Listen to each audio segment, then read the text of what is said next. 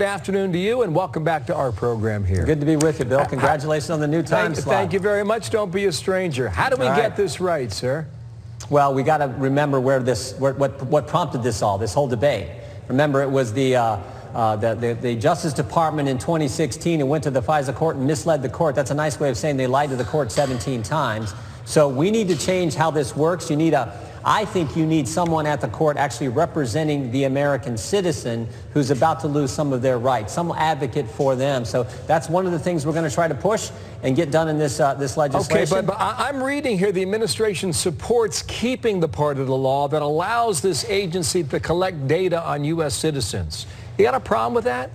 I do have a problem if it's not properly predicated, if you don't have the safeguards in place to make sure our fundamental liberties are protected. And we know that didn't happen in the Carter Page example. We know that didn't happen in that case. Remember, 17 times they misled the court. I always go back to what the Attorney General said, Bill, about 8 months ago when he testified in front of Congress, and he was talking about the whole Trump-Russia investigation.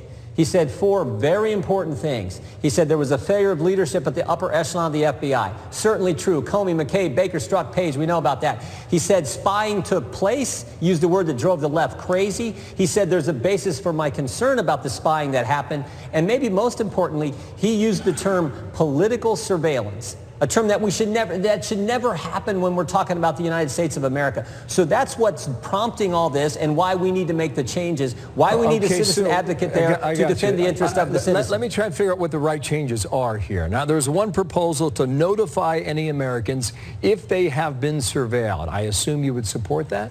Yeah, we're looking at lots of things. We're actually trying to put together a piece of legislation that we think is much better than the one Mr. Nadler has brought forward, one that's consistent with the principles that are part of our Constitution, part of our Bill of Rights. But as I said, the most important aspect, I think, is this amicus process where you have someone there representing the individual who's about to lose their fundamental liberties. I also think it's important that we develop a record of what takes place in these courts. There should be a transcript of these proceedings. I think that's critically important. And I think when you're talking about a candidate, you're talking about a campaign, you're talking about an election, and you're talking about a person running for office who's an office holder or a staff person for some of those campaigns or members of office, that there's a sign-off before that kind of procedure moves forward, a sign-off from the highest levels of the Justice Department before any type of that type of surveillance can take place. Okay, so 2 more quick things here. If the president doesn't get the changes he wants, would he veto this?